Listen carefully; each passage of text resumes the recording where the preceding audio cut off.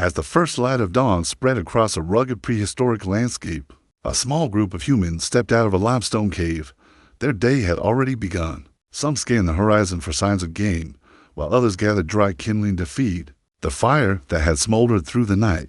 The common image of cavemen dragging women by the hair and clubbing mammoths is not only outdated, it's wildly inaccurate.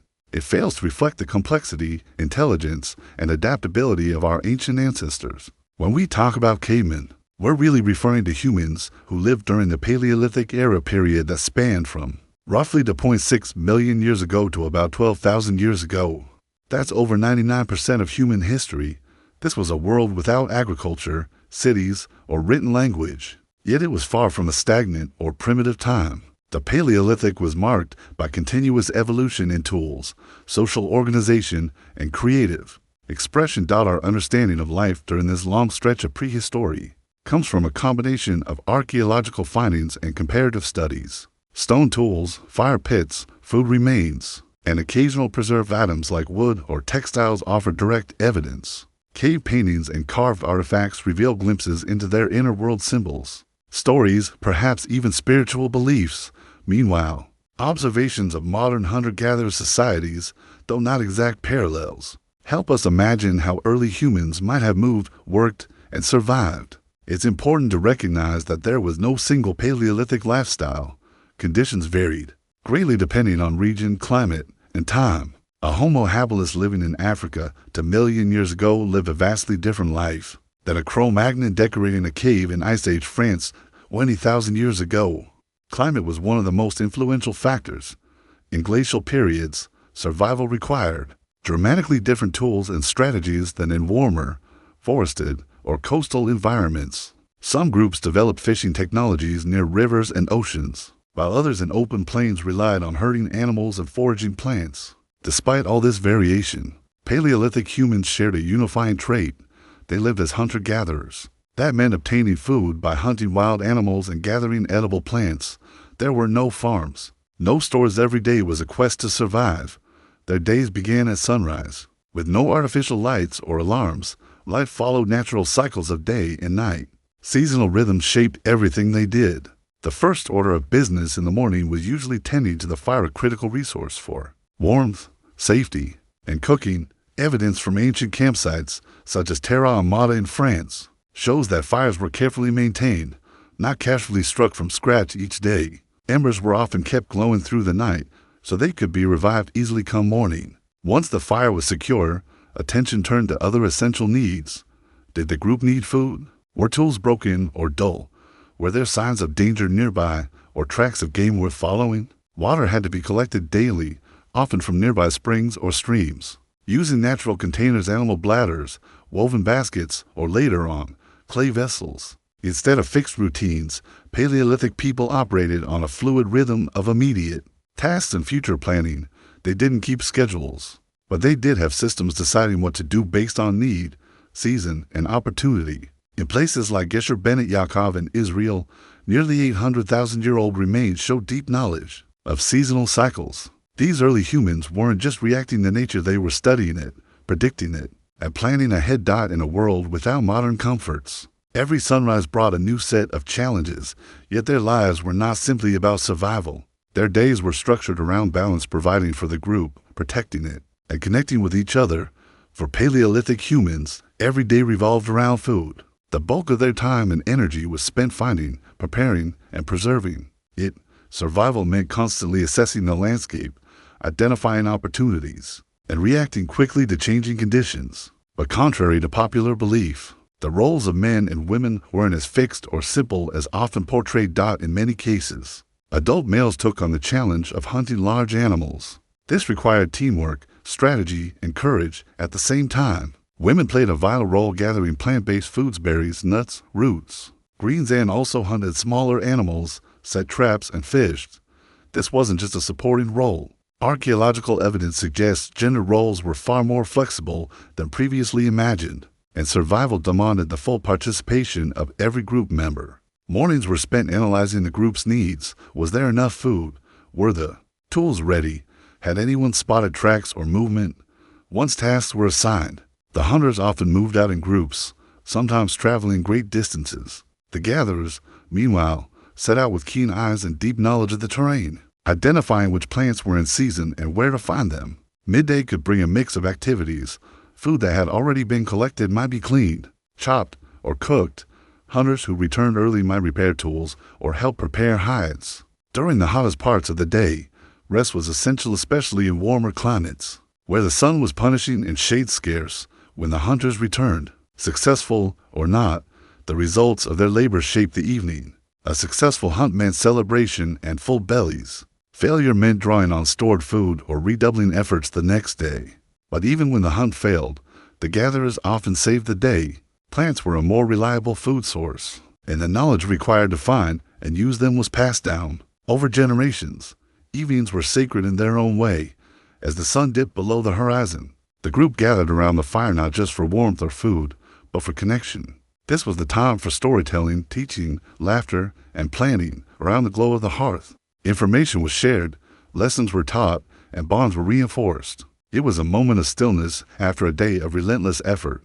Hunting, though risky, was central to life. Early humans likely started as scavengers, opportunistically feeding on what predators left behind. But by 500,000 years ago, evidence shows they had become capable hunters. In Boxgrove, England, the shoulder blade of a horse was discovered bearing a clean spear wound, proof of a direct and deliberate hunt. Their tools evolved with them. At first, they used basic hand axes and sharpened sticks, but by 400,000 years ago, they were crafting expertly balanced wooden spears at sites like Shannon in Germany. These weren't primitive weapons, they were precision tools, designed for distance, power, and control. Eventually, the spear thrower arrived around 30,000 years ago, increasing range and accuracy dramatically. The bow and arrow, even more revolutionary, appeared in some regions by 20,000 years ago. Still, hunting success wasn't guaranteed. Large animals were dangerous, unpredictable, and fast. A single mistake could be fatal. That's why gathering remained the group's nutritional backbone. The Paleolithic diet, though simple in concept, was incredibly diverse. It included tubers, fruits, nuts, seeds, and greens. Dental analysis from ancient skeletons reveals traces of many different plants, including ones with medicinal properties. These were no random selections. These people understood plant cycles, ecosystems, and preparation methods deeply. Gathering was a science in its own right. It required knowledge of which plants were edible, which were toxic, and when each would be at its peak. It meant understanding animal behavior to collect eggs, finding fresh greens in spring, harvesting berries in summer, and gathering nuts for storage in the fall. Seasons dictated everything. In spring, energy went to collecting new growth and hunting newborn animals. Summer brought fruit, heat, and longer days. Autumn was a race to store food, drying meat, stockpiling nuts, and preparing for the harsh winter. In winter, the group relied on preserved foods and whatever could be hunted in frozen conditions. This seasonal rhythm didn't just shape their diet, it structured their lives. It made them deeply attuned to the land. It created cycles of urgency and rest, abundance and scarcity, and through it all, their survival depended on both individual skill and group cooperation. The Paleolithic people weren't just hunters or gatherers. They were planners, technicians, and strategists. Their days were filled with choices that balanced risk and reward, effort and rest. And every decision had one goal: making it through the day, and the next, and the one after that. The world of Paleolithic humans was one of constant adaptation and innovation. Survival didn't just depend on what they could find or hunt, it relied heavily on the tools they created, honed, and maintained. Tools were essential for every task, from butchering animals to gathering plants, preparing food, and even making clothing. For these early humans, toolmaking wasn't an occasional job. It was a daily necessity. The first tools were simple, just basic stone cobbles with sharp edges, used for cutting or scraping. But over time, these tools became more refined, more specialized. By 1.76 million years ago, hand axes made of stone began to show deliberate design. These tools were carefully shaped through the technique of flaking, where stone pieces were removed in a controlled manner to create symmetrical, sharp edges. By the Middle Paleolithic, around 300,000 years ago, Paleolithic people began to use more advanced techniques like the lever-wall method. This method allowed for better control over the size and shape of stone flakes, making tools more versatile. With these new tools, humans could fashion more complex implements, like scrapers for processing hides or sharp points for hunting. The Upper Paleolithic, starting about 50,000 years ago, marked a dramatic explosion in the diversity and sophistication of tools. Stone tools were now complemented by bone, antler, and ivory. These materials were flexible, durable, and ideal for creating specialized tools like fish hooks, sewing needles, and harpoons. Each tool was carefully crafted to meet the challenges of the environment. Tools for hunting, fishing, food preparation, and shelter building. In addition to stone and bone tools, wood was a critical material for many Paleolithic inventions. Though wood didn't preserve well in archaeological sites, there is evidence that early humans made sophisticated wooden spears, as well as tools shaped to match the natural properties of the wood they used. These spears weren't just randomly shaped, they were designed with specific hunting needs in mind, whether for thrusting, throwing, or even fishing. As the Paleolithic progressed, tools became not only more specialized, but also more numerous. At some sites, archaeologists have found hundreds of tools, each one tailored for a specific task. This explosion in tool variety reveals the growing complexity of Paleolithic life, the need for better food processing, more effective hunting techniques, and more durable shelter building methods. But tools didn't just make life easier, they extended human capabilities in ways that were unimaginable before. Cooking food, for example, was made possible by the control of fire. This wasn't just about warmth. It was a revolutionary change in how humans could prepare food. Cooking released more calories from plants and meat, making them easier to digest and increasing nutritional value. This had profound implications for human development. Archaeological evidence suggests that cooking made a significant difference in human evolution, contributing to the growth of the brain and the development of early humans as skilled toolmakers and social beings. Food processing tools, like grinding stones for seeds or pounding tools for tough plant foods, show that Paleolithic humans weren't just foragers, they were expert food processors. They understood the science behind food preparation, how to turn raw materials into more edible, digestible, and nutritious forms. They even managed to preserve food through drying and smoking, enabling them to survive through harsh winters when fresh food was scarce. The tools used in clothing production were just as sophisticated. Stone scrapers were used to remove fat and tissue from hides, while needles made from bone or antler allowed for sewing. Clothing was necessary for protection against the cold in some regions, and hide preparation was a skill passed down through generations. Over time, clothing technology advanced, allowing humans to adapt to varying climates, from freezing northern environments to the milder temperatures of the tropics. As for containers, early humans showed incredible innovation. Before pottery, they relied on natural materials like gourds, shells, and animal bladders to hold water, carry food, or store tools. By around 20,000 years ago, however, evidence shows the appearance of pottery in China, marking a major technological leap. Pottery allowed for easier food storage, cooking, and transport, enhancing the lives of Paleolithic humans even further. Despite these advances, the Paleolithic period wasn't defined by the sheer number of tools. It was about the sophistication and thoughtfulness behind each one. The Paleolithic people understood the materials they worked with.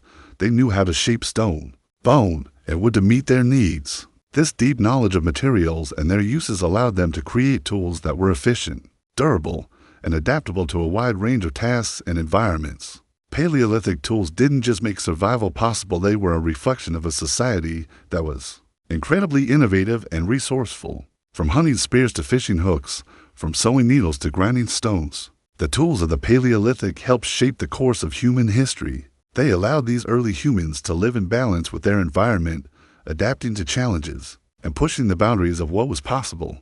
Despite the term cavemen, early humans didn't exclusively live in caves. In fact, caves were just one of many shelter options and often a seasonal choice rather than a permanent home.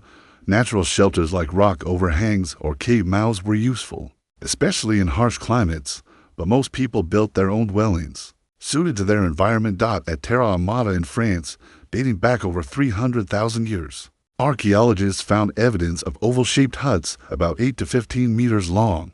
These were supported by wooden posts and likely covered with branches, grass, or hides. In Ukraine, at a site called Mazirik, structures made from mammoth bones were discovered, arranged in circular foundations. These impressive shelters were likely insulated with hides and could house entire families or small groups. Inside these shelters, life was organized. The hearth formed the center of activity used for warmth, cooking, protection, and social bonding. Around it, living spaces were divided by function, sleeping areas, food preparation zones, and spots for tool-making.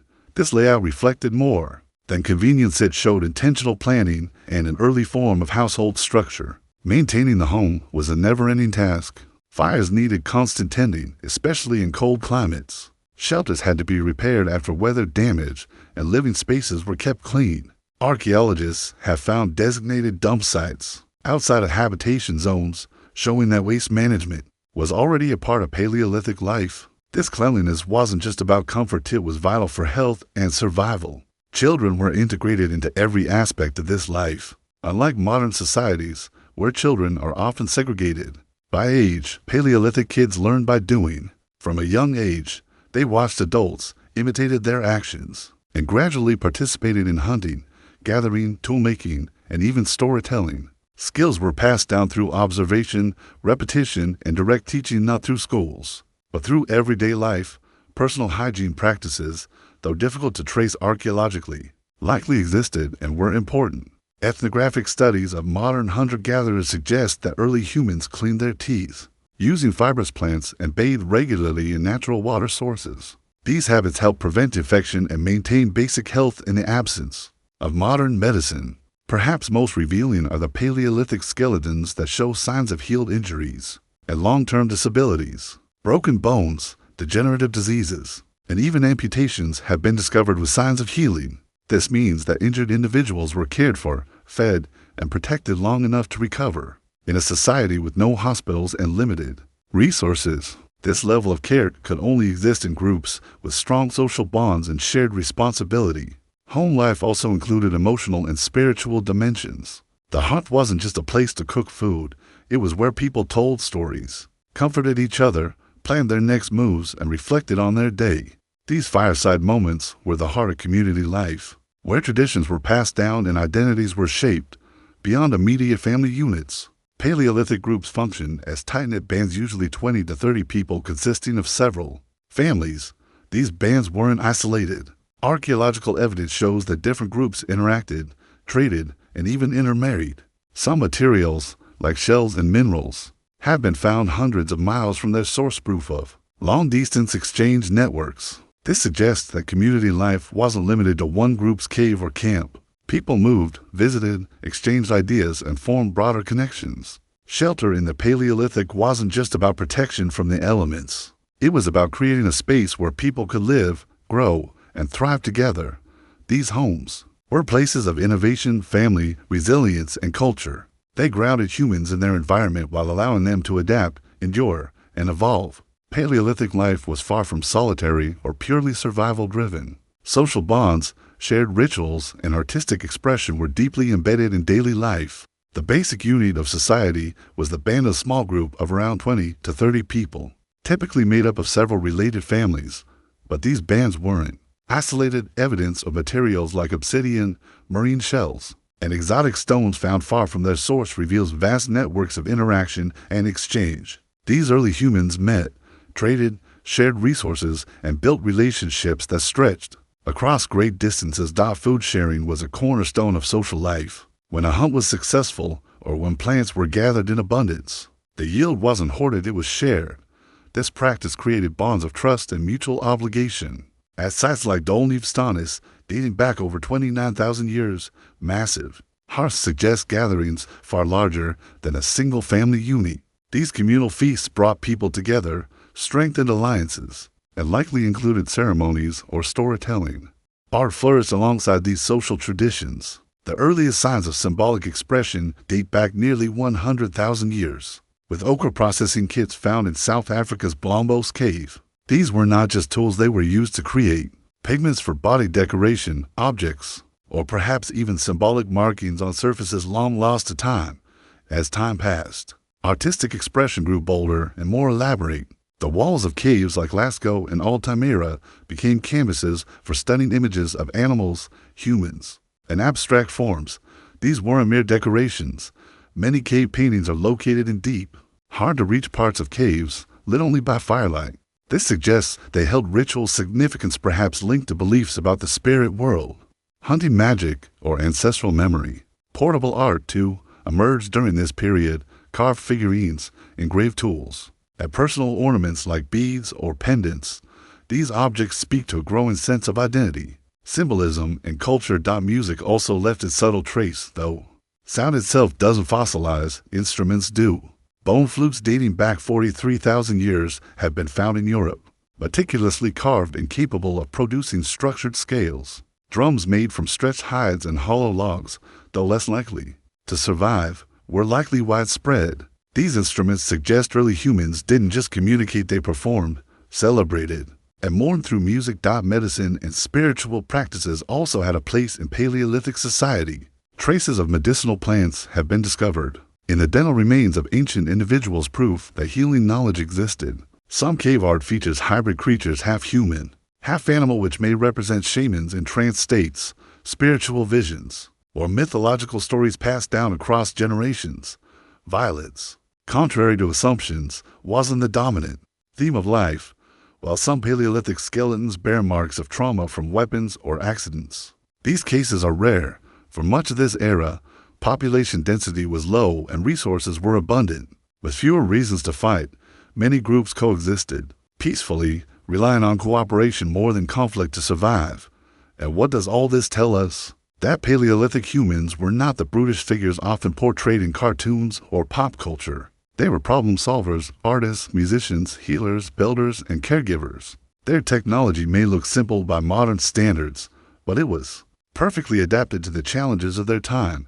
They mastered fire, mapped seasonal changes, understood the behavior of plants and animals, built homes, cared for their wounded, and passed down their knowledge through stories and symbols. They didn't merely survive for thousands of years, they thrived, forming the longest-lasting lifestyle in human history. Their way of life sustained communities through ice ages, migrations, and environmental upheavals. They shaped the land with fire, tracked animals across continents, and painted their memories on cave walls that still speak today. They laid the foundation for every civilization that followed, not by building cities, but by creating tools, traditions, and connections strong enough to echo across millennia. So what did cavemen really do all day?